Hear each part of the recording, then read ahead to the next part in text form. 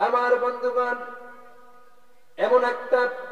এমন দুইজন ইসলামের দুঃসময়ের বন্ধু, দুঃসময়ের সাহস যোগানেওয়ালা যারা ছিলেন, আল্লাহর রসুলের চাচা হযরতে আল্লাহর রসুলের চাচা আবু তালেব দুনিয়ার থেকে বিদায় হয়ে গেলেন। তার স্ত্রী খাদিজা দুনিয়া থেকে বিদায় হয়ে গেলেন। এরপরে আরেকটা ঘটনা পাওয়া যায়, এই বছর ঘটে। আল্লাহর রসুল এরপরে তায়েফে গিয়েছিলেন দাওয়াত দেওয়ার জন্য। তায়েফের লোকরা দাওয়াত কবুল করেছিলেন কি করেন নাই? করে নাই। উল্টা পাথর নিক্ষেপ করে তায়েফ থেকে বিতাড়িত করলেন। আল্লাহর রসুল মানসিকভাবে একটু বিপর্যস্ত হলেন, দুর্বল হয়ে পড়লেন। আল্লাহ রাব্বুল আলামিন ভাবলেন, আমার রসুল মানসিকভাবে দুর্বল হয়ে যাক, ইসলামী আন্দোলনের কাজে দুর্বল হয়ে যাক, আমি আল্লাহ রাব্বুল আলামিন সেটা চাই না, সেটা আমি পছন্দ করি না। সে যদি দুর্বল হয়ে যায়, ইসলামের কাজ, দ্বীনের খেদমত, কোরআনের খেদমত, কোরআন আইনের আন্দোলন কিভাবে চলবে? আল্লাহর রাসূল আল্লাহ রাব্বুল আলামিন এই পরিস্থিতিটা বুঝতে পারলেন। সাহস যোগানোর জন্য আল্লাহ রাব্বুল আলামিন স্পেশালি আল্লাহর রাসূল জনাবে মুহাম্মদুর রাসূলুল্লাহ সাল্লাল্লাহু আলাইহি ওয়াসাল্লামকে সিদরাতুল মুনতাহায় ডেকে স্পেশাল গল্প করলেন। বলেন সুবহানাল্লাহ। এই হচ্ছে মিরাজের প্রেক্ষাপট। তো সম্মানিত হাজিরিন, কিরকম কয়েকটি বর্ণনা পাওয়া যায়। আসলে আমরা যারা বিভিন্ন কেতাবাদি নিয়ে বিভিন্ন ঘটনা পড়ি, আপনারা যারা একটা ওয়াজ শুনে মিরাজের কাহিনী বলবেন, আপনারা সুন্দর করে বলতে পারবেন, কিন্তু আমরা বলতে গেলে এদিক ওদিক হয়ে যায়। তার কারণ ওই বলতে গেলেই অমুক বর্ণনায় আসছে এরকম, অমুক বর্ণনায় আসছে এরকম, তখন একটা মানে হেতাল বেতাল একটা অবস্থা হয়ে যায়। তো একটা বর্ণনা এরকম আসছে যে এই 26 রজব দিবাগত রাত্রে আল্লাহর রাসূল জনাবে মুহাম্মদুর রাসূলুল্লাহ সাল্লাল্লাহু আলাইহি ওয়াসাল্লাম উম্মে হানির ঘরে থাকা অবস্থায় মেরাজ হয়েছে।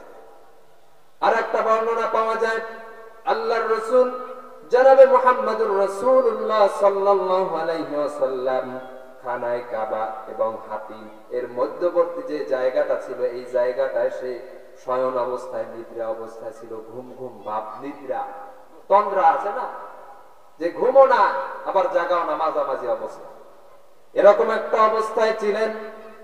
ঠিক সেই মুহূর্তে হযরতে জিবরিল আমিন আসলেন। বর্ণনার মধ্যে পাওয়া যায় এসে আল্লাহর রাসূলের বক্ষ বিদারণ করলেন এবং আল্লাহর রাসূলের বর্ণনা অনুযায়ী বর্ণনায় এসেছে যে তার হৃদয়কে, তার কলকে বের করে, হৃৎপিণ্ডকে বের করে নূর এবং হিকমত দিয়ে ধৌত করলেন, হিকমতের পানি দিয়ে। বলেন সুবহানাল্লাহ। আমার বন্ধুগণ, বিশাল লম্বা কাহিনী, আমি দুই এক কথায় বলবো বলেছি। এরপরে আল্লাহ রাব্বুল আলামিন তার হাবিবকে সেখান থেকে বোরাক নামক জানে চড়িয়ে নিয়ে আল্লাহ রাব্বুল আলামিন বাইতুল মুকাদ্দাস পর্যন্ত সফর করালেন। এইটুক ছিল হচ্ছে মেরাজ। আপনার রাত্রিকালে এইটুক ছিল আপনার মেরাজ, যেটা কোরআনে পাওয়া যায়। এ ব্যাপারে কোরআনে আল্লাহ রাব্বুল আলামিন বলেছেন, সম্মানিত হাজিরিন, এভাবে নিতে লাগলেন। সর্বপ্রথম আল্লাহ রাব্বুল আলামিন তার হাবিবকে জিবরিল আমিনের মাধ্যমে প্রথম যে জায়গায় অবতরণ করলেন সেটা হচ্ছে ইয়াসরিব, মদিনায় অবতরণ করলেন এবং জানালেন, ইয়া রাসূলুল্লাহ, ইয়া হাবিবাল্লাহ, খুব শীঘ্রই আপনার জাতি আপনাকে অত্যাচার নির্যাতন করে আপনার কওমে টেনে দিবে না। আপনাকে অতি শীঘ্রই হিজরত করে নিজের দেশ ত্যাগ করে এই জায়গায় গমন করতে হবে। সেই জায়গাটা দেখালেন। অন্য বর্ণনায় আসছে তুরে সাইনা, কোন বর্ণনায় পাওয়া যায় হযরতে মূসা আলাইহিস সালাতু ওয়াস সালামের উপরে যেখানে ওহী নাযিল হয়েছিল সেখানেও নাকি তাকে অবতরণ করানো হয়েছিল। এর ভিতরে আল্লাহ রাব্বুল আলামিনের বিভিন্ন হিকমত ছিল। যাই হোক, এখান থেকে এই বোরাক নামক জানে করে আল্লাহ রাব্বুল আলামিন তার হাবিবকে এখান থেকে বাইতুল মাকদাস পর্যন্ত নিয়ে গেলেন। আল্লাহ রাব্বুল আলামিন সে কথাই কোরআনে বললেন যে আমি যেখান থেকে তেলাওয়াত করেছি, সূরা বনী ইসরাঈলের প্রথম আয়াত, আল্লাহ রাব্বুল আলামিন বলেন সুবহানাল্লাযী আসরা বিআবদিহি লাইলাম মিনাল মাসজিদিল হারাম ইলাল মাসজিদিল আকসাল্লাযী বারাকনা হাওলাহু লিনুরিয়াহু মিন আয়াতিনা ইন্নাহু হুয়াস সামিউল বাসীর। জোরে বলি আল্লাহু আকবার। আল্লাহ রাব্বুল আলামিন বলেন পবিত্রময় সেই সত্তা যিনি তার বান্দাকে ইসরা করিয়েছেন, যিনি তার বান্দাকে ইসরা করিয়েছেন বাইতুল মসজিদে হারাম থেকে বাইতুল মাকদাস পর্যন্ত, সেই জেরুজালেম পর্যন্ত যাকে ইসরা করিয়েছেন। সম্মানিত হাজিরিন, এই কথাটা কোরআনে এসেছে, কিন্তু কোন কোন মুফাসসিরিন কিরাম বলেছেন লিনুরিয়াহু মিন আয়াতিনা। এর তাফসীরের মধ্যে আল্লাহ রাব্বুল আলামিন ওই যে এরপর জান্নাত দেখিয়েছেন, জাহান্নাম দেখিয়েছেন, সবকিছু দেখিয়েছেন, সিদরাতুল মুনতাহা পর্যন্ত নিয়ে গিয়েছেন। সবকিছু এই আয়াতের তাফসীরের মধ্যে তাফসীরে এসেছে এই লিনুরিয়াহু মিন আয়াতিনা। এই ব্যাপারটা মেরাজের ব্যাপারটাও কোরআনে আল্লাহ রাব্বুল আলামিন ইশারা ইঙ্গিতে বুঝিয়ে দিলেন। বলেন সুবহানাল্লাহ। সুতরাং আমরা যেন এটা না বলি মেরাজ শুধু কোরআনে এতটুকু বাইতুল মাকদাস পর্যন্ত আছে, শুধু সেটা নয়, ওই কোরআনে লিনুরিয়াহু মিন আয়াতিনা এর দ্বারা ওই সিদরাতুল মুনতাহায় গমন, অন্যান্য যে সমস্ত বিষয়গুলি দেখিয়েছেন তাও আল্লাহ রাব্বুল আলামিন ইশারা ইঙ্গিতে বুঝিয়েছেন। তার মানে হচ্ছে কোরআনেও মেরাজের কথা আছে। বলেন সুবহানাল্লাহ। এছাড়াও তো আছে আপনার সূরা নজমের মধ্যে সম্ভবত ওয়ালাকাদ রাআহু নাজলাতান উখরা ইনদা সিদরাতিল মুনতাহা, যে জিবরিলকে দ্বিতীয়বার আল্লাহর হাবিব তার স্ব-আকৃতিতে দেখেছিলেন সিদরাতুল মুনতাহার নিকটে। এর দ্বারা প্রমাণ পায়। কিন্তু আমরা পট করে অনেক সময় বলে ফেলি যে কোরআনে, আমাদেরও ভুল হয়, যেমন একটু আগে আমি বলেছিলাম, কিন্তু না, আসলে কোরআনে মেরাজের কথাও ওই জগতে ওইখানের যে সমস্ত যা দেখিয়েছেন সে সমস্ত বিষয়ও আছে। তো সম্মানিত হাজিরিন, এরপরে আল্লাহ রাব্বুল আলামিন এ কথার দ্বারা ইসরার কথা জানালেন। বাইতুল মাকদাস পর্যন্ত নিয়ে যাওয়া হলো, সেদিকে একটু যাচ্ছি। সুবহান শব্দটা আল্লাহ রাব্বুল আলামিন কেন বর্ণনা করলেন, কেন উল্লেখ করলেন, তার কারণ হচ্ছে আল্লাহর রাসূল জনাবে মুহাম্মদুর রাসূলুল্লাহ সাল্লাল্লাহু আলাইহি ওয়াসাল্লাম যখন মদিনায় মক্কায় যখন ফিরে আসলেন, মেরাজের কথা যখন মক্কার কাফের তথা যারা ঈমান এনেছিল তাদের কাছে যখন বর্ণনা করেছিল, যে সমস্ত কাফেররা এটাকে অস্বীকার করেছিল তাদের কথার জবাব দিলেন। সুবহান মানে হচ্ছে পবিত্র, মানে আল্লাহ বুঝাতে চাইলেন, তাফসীরের ভিতরে এসেছে তোমরা যেটা মনে করতেছো যে ওই বাইতুল মুকদ্দাস কত দূর, সেখানে এক রাতের মধ্যে কিভাবে সফর করবে, এটা কিভাবে সম্ভব, কিন্তু না না, আল্লাহ যেন জবাব দিলেন আমার নবী জনাবে মুহাম্মদুর রাসূলুল্লাহ সাল্লাল্লাহু আলাইহি ওয়াসাল্লাম এটা তো নিজে করেন নাই, সেই কুদরত আল্লাহ তার রব, সেই আল্লাহ রাব্বুল আলামিন যিনি সমস্ত দুর্বলতা অক্ষমতা সমস্ত না পারা দুনিয়ার মানুষ যেটা না পারে যেটা তিনি পারেন, তিনি কে? সেই আল্লাহ রাব্বুল আলামিনের পক্ষে সম্ভব, তিনি এটা করিয়েছেন। আর তিনি হচ্ছে সমস্ত দুর্বলতা অক্ষমতা থেকে মুক্ত, তেনার পক্ষে এটা সম্ভব। এজন্য আল্লাহ সুবহান শব্দটা ব্যবহার করলেন। আসরা বিআবদিহি লাইলাম মিনাল মাসজিদিল হারাম, বিআবদিহি, আবদি শব্দটা কেন উল্লেখ করলেন তাফসীরের ভিতরে সে ব্যাখ্যাও এসেছে। আল্লাহ রাব্বুল আলামিন আসরা বি মুহাম্মদ তাও তো বলতে পারলেন, কিন্তু কেন বললেন?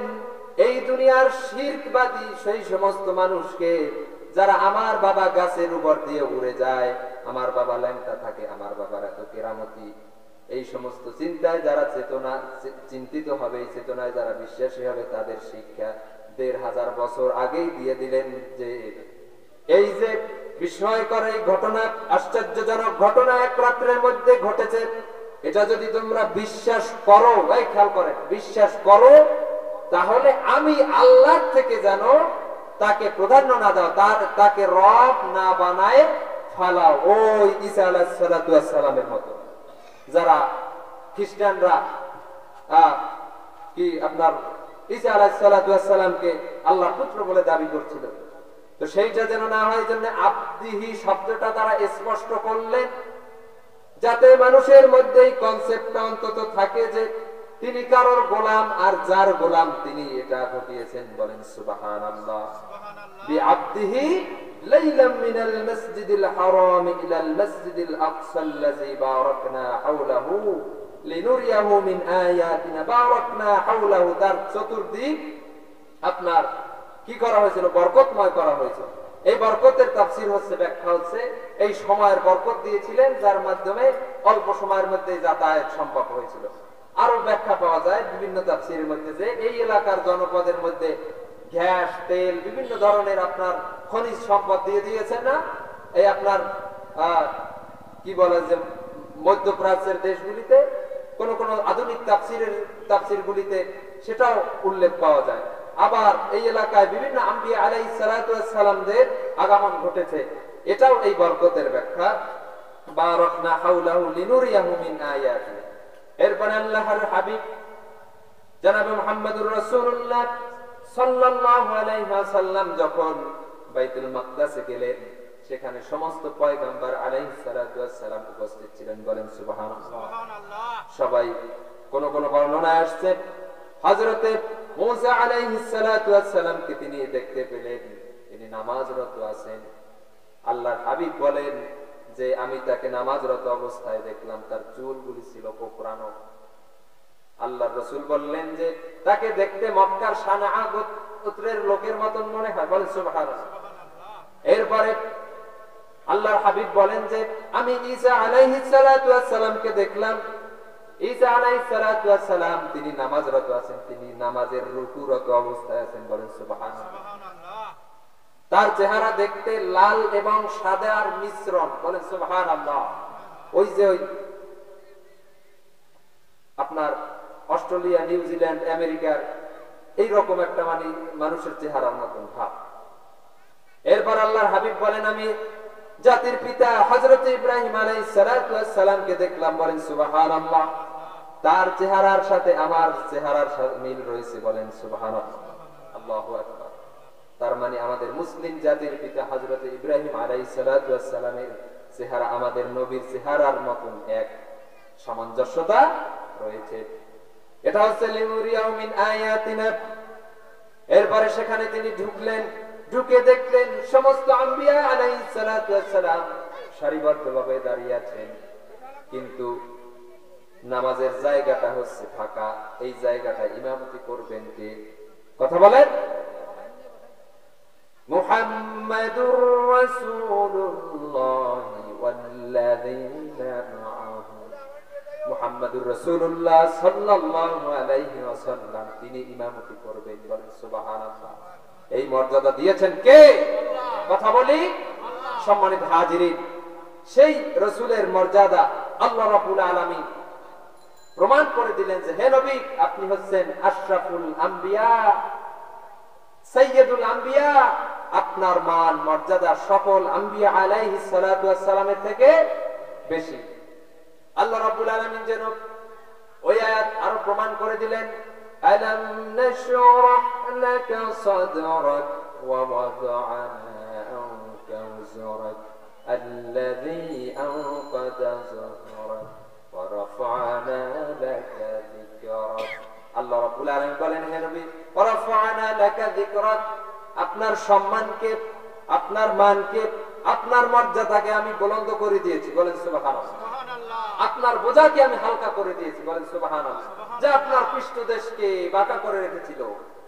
ওই তাফসীরের দিকে গেলে আবার আলোচনার অন্য লাইন হয়ে যাবে। সম্মানিত হাজির, আল্লাহ রাব্বুল আলামিন তার হাবিবকে এই রাত্রের বাইতুল মুকাদ্দাসে ইমামতির দায়িত্ব দিয়ে প্রমাণ করলেন যে ইয়া রাসূলুল্লাহ, হে আমার হাবিব, আপনার মান এবং মর্যাদা সমস্ত আম্বিয়া আলাইহিস সালাতু ওয়াস সালামের থেকে বেশি।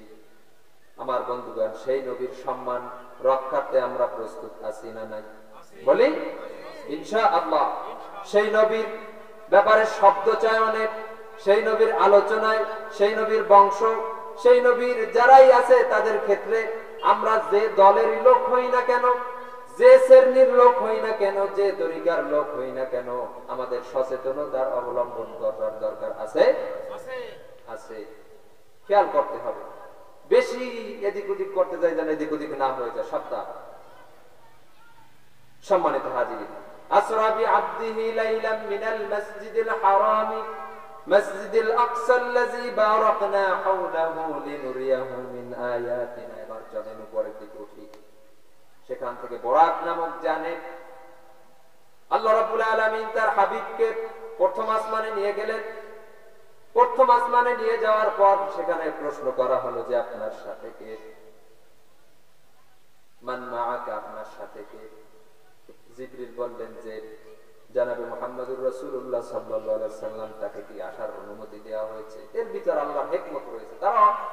তারা কি জানবেন? যারা ওখানে দায়িত্ব আছে অবশ্যই জানেন কেন প্রশ্ন হয়েছে। এর ভিতরে এর হিকমত একমাত্র আল্লাহ রাব্বুল আলামিন ভালো জানেন।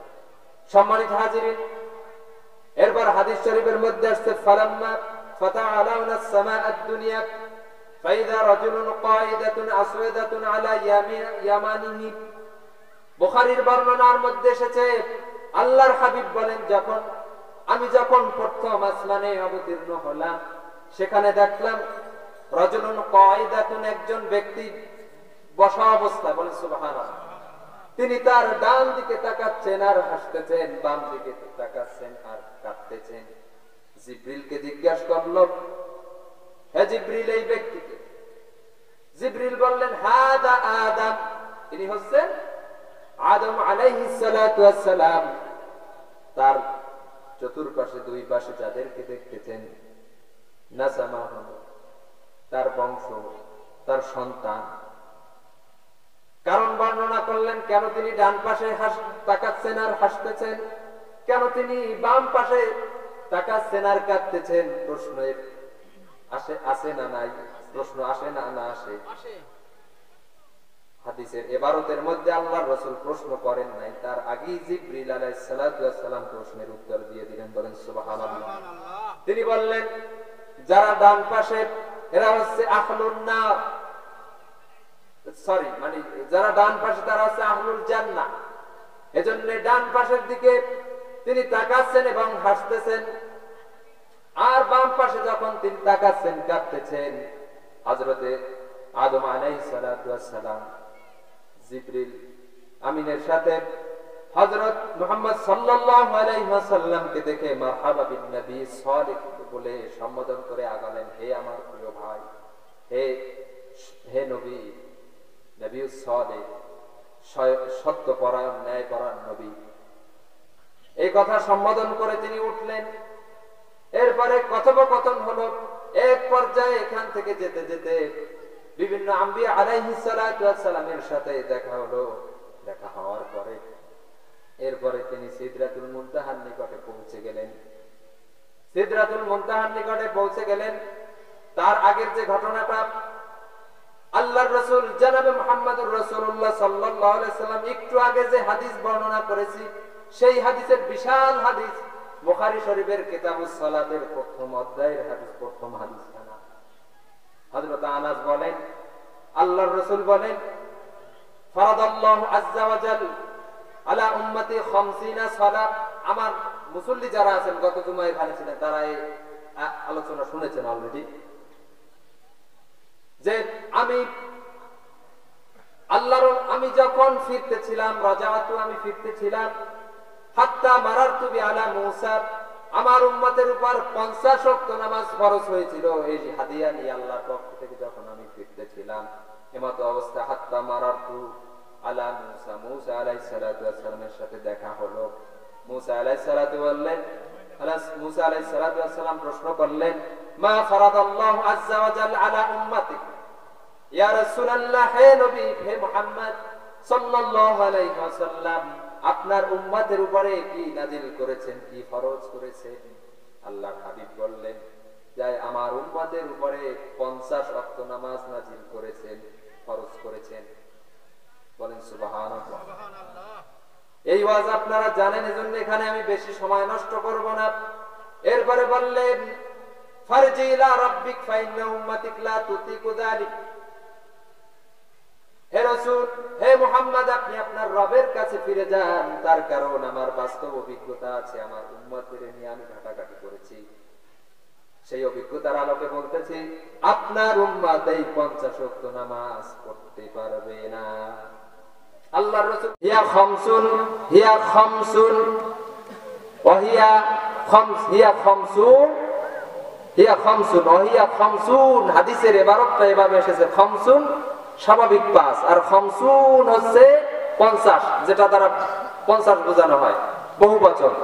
আল্লাহ বললেন যে হিয়া খামসুন, এই 5 ওয়াক্ত দিলাম, ব্যাখ্যায় হচ্ছে এই 5 ওয়াক্ত দিলাম, ওয়া হিয়া খামসুন মানে এই 5 ওয়াক্ত যদি আপনার উম্মত আদায় করে, ওহিয়া খামসুন, ওই যে 50 ওয়াক্ত দিয়েছিলাম ওইটার জন্য যে সওয়াব নির্ধারণ করেছিলাম, এই 5 ওয়াক্ত যদি জামাতের সাথে ইহতিমাম গুরুত্বের সাথে মাসলা মাসাইল জেনে যদি আদায় করে, আমি আল্লাহ রাব্বুল আলামিন ওই 50 ওয়াক্তের সওয়াব দিয়ে দিবেন। বলে জোরে বলুন সুবহানাল্লাহ, আল্লাহু আকবার। সেই মুসলমান নামাজ কম পড়ে না বেশি পড়ে? কথা বলেন। নামাজের ওয়াজ করে না কোন হুজুর? জান্নাতে পাঠানো হুজুর, ইসলামী আন্দোলনের কর্মী হুজুর, এরপরে চরমনাইর হুজুর, জামাতের হুজুর, তাবলীগের হুজুর। কোন হুজুর জামাতের ওয়াজ করে না বলেন? আল কোরআনের আলোকে বিজ্ঞান, আল কোরআনের আলোকে সমাজ পরিচালনা, রাষ্ট্র পরিচালনা, আল কোরআনের আলোকে প্রতিবেশীর হক, আল কোরআনের আলোকে বিবাহ শাদীর নীতি যা আল্লাহ নির্ধারণ করেছেন, এগুলা আমাদের হুজুররা সবাই আলোচনা না করলেও নামাজের হুজুর ওয়াজ করে নাই এমন কোন হুজুর আমার জানা মতে নেই। আপনাদের জানা মতে আছে না? তারপরও নামাজ মানুষ কম পড়ে না বেশি পড়ে? অমুসলমান শুধু মেরাজের ওয়াজ শুনে শুনে কানের প্রশান্তি নিলেই হবে না। মেরাজের একমাত্র শিক্ষা হচ্ছে, সবথেকে গুরুত্বপূর্ণ শিক্ষা হচ্ছে, এই মেরাজ থেকে আপনার আমার শিক্ষা নিতে হবে, নামাজের ইহতিমাম এবং গুরুত্ব করতে হবে, বুঝতে হবে। বলেন সুবহানাল্লাহ। ইনশাআল্লাহ রাজি আছি তো? এখানে যারা আছেন, আমার দৃষ্টিভঙ্গিতে আমার যা মনে হয়, 2-1 ছাড়া সবাই 5 ওয়াক্ত নামাজ পড়ে। 2-1 যারা আছেন স্পেশালি তাদের চিনি, তাদের হাত উত্তোলন করতে বলে আমি লজ্জা দিব না। আপনাদের বিশেষ অনুরোধ, বয়স তো ভালোই হয়েছে, দেখুন যাদের সাথে চলাফেরা করতেন, এই দেখুন তাইজুল ভাই গত মাহফিলে আমাদের এখানে সাউন্ডের সার্ভিস দিয়েছেন। আল্লাহ তার কবরটাকে জান্নাতের বাগিচা বানিয়ে দিক বলি আমি। আজকে তিনি কবরে ঘুমাচ্ছেন। আল্লাহ যেন আমাদের 5 ওয়াক্ত নামাজ পড়ার তৌফিক দান করে বলি আমিন। সম্মানিত হাজিরিন, লিনুরিয়াহু মিন আয়াতিনা, আরো যা দেখাচ্ছিলেন আমাদের জায়গা আযানের কথা ছিল মানে 5 মিনিট আগে, মানে জামাতের 5 মিনিট আগে মসজিদের ব্যাপার থাকে, আমরা এই জায়গায় জামাত করব, এখানে একটা জামাত হবে। সম্মানিত হাজিরিন, লিনুরিয়াহু মিন আয়াতিনা, এরপর আল্লাহর রাসূল জনাবে মুহাম্মদুর রাসূলুল্লাহ সাল্লাল্লাহু আলাইহি ওয়াসাল্লাম এমন একটা সম্প্রদায়ের নিকট থেকে অতিক্রম করতেছিলেন। লাম্মা আরাজা, আল্লাহর রাসূল বলেন, আমি এমন একটা সম্প্রদায়ের নিকট থেকে যাচ্ছিলাম, তাদের নখগুলি ছিল পিতলের, ইয়ামহুসুনা উজুহাহুম ওয়া সুদুরাহুম, এই পিতলের নখ দিয়ে তারা তাদের নিজের মুখমণ্ডল সমূহ খামসাচ্ছিল, চিমড়াচ্ছিল এবং বক্ষদেশ তারা খামসাচ্ছিল। আমি জিবরিলকে প্রশ্ন করলাম, মান হাউলা ইয়া জিবরিল, হে জিবরিল এরা কারা? জিবরিল আমিন জনাবে মুহাম্মদুর রাসূলুল্লাহ সাল্লাল্লাহু আলাইহি সাল্লামকে উত্তরে বললেন, ইয়াকুলুনা লুহুমান নাস, এরা হচ্ছে ওই সমস্ত মানুষ যারা নাকি দুনিয়ার বুকে ইয়াকুলুনা লুহুমান নাস মানে হচ্ছে যারা মানুষের গীবত শিকায়ত করত, যারা গীবত শিকায়ত করে, মানুষকে পরনিন্দা করে, ছোট জ্ঞান করে, গালিগালাজ করে আনন্দ নিত, তাদের সম্মান নিয়ে ছিনিমিনি করত, এরা হচ্ছে তারা। সম্মানিত হাজিরিন, তাহলে আমাদের এই মেরাজের ঘটনা থেকে শিক্ষা হচ্ছে, নাম্বার 1 শিক্ষা হচ্ছে আমরা কি হব? নামাজি হব। কথা বলি, নামাজি হব। এরপরে 2 নাম্বারের শিক্ষা হচ্ছে আমরা গীবত শিকায়ত ছেড়ে দিব, পরের দোষ ত্রুটি চর্চা করব না, পরকে গালমন্দ করব না, ছোট জ্ঞান করব না। এই শিক্ষা আমরা কিসের মাধ্যমে পাই? মেরাজের ঘটনার মাধ্যমে। সম্মানিত হাজিরিন, এই সমস্ত ঘটনাগুলি আমরা যেন শুধু শুনে শুনে কানের প্রশান্তি না নেই, এটা যেন আমাদের জীবনে এই মেরাজের ঘটনা যেন শিক্ষার কারণ হয়। এরপরে আল্লাহর রাসূল এরকম অতিক্রম করতে লাগলেন। তিনি দেখলেন, বললেন আমি এরপরে সামনের দিকে আগালাম। সামনের দিকে আগানোর পর দেখলাম সিদরাতুল মুনতাহা বিভিন্ন কালার দিয়ে, বিভিন্ন রং দিয়ে সেটা আচ্ছাদিত রয়েছে। আল্লাহর হাবিব এই হাদিসের ভিতরে বলেন যে কেন এটা বিভিন্ন রং দিয়ে, কালার দিয়ে এটা আচ্ছাদিত ছিল, এর হিকমত, এর কৌশল, এর কারণ একমাত্র আল্লাহই ভালো জানেন। এই সমস্তগুলি দেখালেন। আরো দেখালেন হযরতে জিবরিল আলাইহিস সালাতু ওয়াস সালামকে প্রশ্ন করল। আল্লাহর রাসূল সুঘ্রাণ পেলেন, সুন্দর একটা মিশকের ঘ্রাণ পেলেন, সুঘ্রাণ পেলেন। পাওয়ার পরে হযরতে জিবরিলকে আল্লাহর রাসূল প্রশ্ন করল যে হে জিবরিল, এই যে ঘ্রাণটা আসছে এটা কিসের ঘ্রাণ? হযরতে জিবরিল জবাবে বললেন, ইয়া রাসূলুল্লাহ, এটা হচ্ছে ফেরাউনের কন্যা, তার কন্যা, ফেরাউনের কন্যার দাসীর সুঘ্রাণ, দাসী এবং তার বাচ্চার সুঘ্রাণ।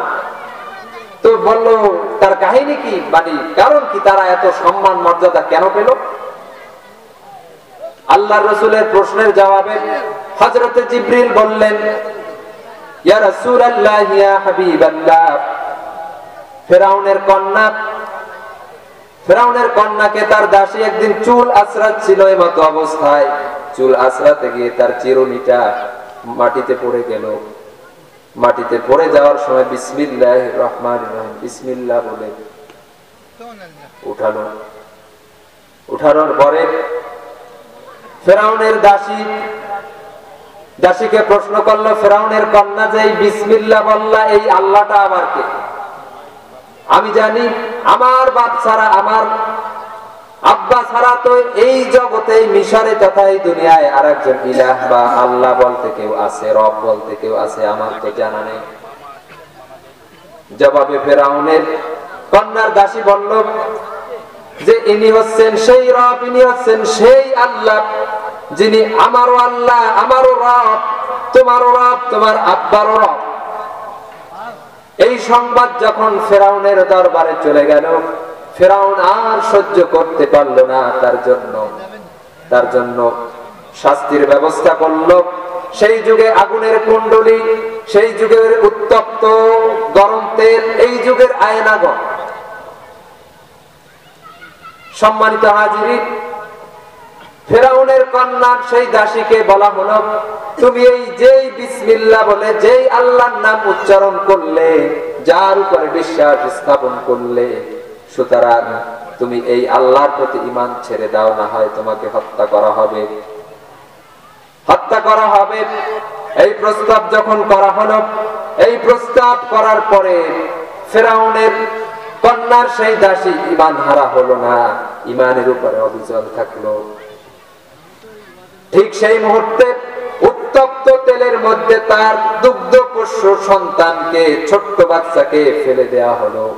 ফেলে দেওয়ার পরে ওই অবস্থা দেখে ফেরাউনের কন্যার সেই দাসী ঈমান হারা হয়ে যাবেন, তাদের প্রস্তাবে রাজি হবেন এমন একটি অবস্থায় যখন তার অন্তরে একটা জায়গা আসলো, আল্লাহ রাব্বুল আলামিন ওই ছোট বাচ্চার মুখে জবান দিয়ে দিলেন, হাত জাগিয়ে বললেন, ইশারা করে বললেন, প্রাণের মা, জীবন চলে যাবে, আমি মরে যাব, তাতে কিচ্ছু আসে যায় না, তোমার জীবনও যদি চলে যায় আল্লাহর পথ থেকে ঈমান হারা হবে না, বলেন সুবহানাল্লাহ।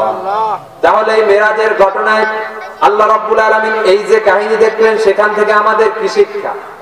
আমাদের সে শিক্ষার ব্যাপারে আল্লাহ কোরআনে অন্য জায়গায় আলোচনা করেছেন, ইন্নাল্লাযীনা ক্বালু রাব্বুনাল্লাহু সুম্মা ইসতাকামু তাতানাজ্জালু আলাইহিমুল মালায়েকা আল্লা তাখাফু ওয়া লা তাহজানু ওয়াবশিরু বিল জান্নাতিল্লাতী কুনতুম তুআদুন। আল্লাহ রাব্বুল আলামিন তাদের জন্য কাতারে কাতারে ফেরেশতা নাজিল করবেন মওতের সময় অথবা জিহাদের ময়দানে। যারা ইন্নাল্লাযীনা যারা নাকি বলেছে ক্বালু রাব্বুনাল্লাহ, নিশ্চয় আল্লাহ আমার রব, এই কথা যারা মুখে স্বীকৃতি দিয়েছেন, স্বীকৃতি দেওয়ার পর সুম্মাস্তাকামু, এই ঈমানের উপরে অবিচল এবং প্রতিষ্ঠিত থেকেছেন, আল্লাহ রাব্বুল আলামিন তাদের জন্য মৃত্যুর সময় ফেরেশতা নাজিল করে সাহায্য করবেন, বলেন সুবহানাল্লাহ, আল্লাহু আকবার। এরপরে কি করবেন? তাদের সামনে জান্নাতের ছবি ধরা হবে। সম্মানিত হাজিরিন, তাহলে ফেরাউনের কন্যার দাসী ঈমান হারা হন নাই, সন্তানের মৃত্যু হয়েছে, প্রচন্ড গরমের মধ্যে ফেলে দেয়া হয়েছে উত্তপ্ত টকবকে তেলের মধ্যে, এবং ওনাকে হত্যা করা হয়েছে, তাও ঈমান হারা হন নাই। এই শিক্ষা আপনাকে আমাকে নিতে হবে। আর যেই শিক্ষা আল্লাহ রাব্বুল আলামিন কোরআনের অসংখ্য আয়াতে রাব্বুল আলামিন আলোচনা করেছেন, এটা হচ্ছে আমাদের মেরাজের শিক্ষা। সম্মানিত হাজিরিন, তাহলে আমাদের এই শিক্ষাগুলি, মেরাজের শিক্ষা নিতে হবে। শুধু কাহিনী শুনে প্রশান্তি নিলে হবে না। সম্মানিত হাজিরিন, তো যথাসময় আমরা আলোচনা শেষ করব। যা শুনলাম আল্লাহ আমাদের আমল করার তৌফিক দান করুন।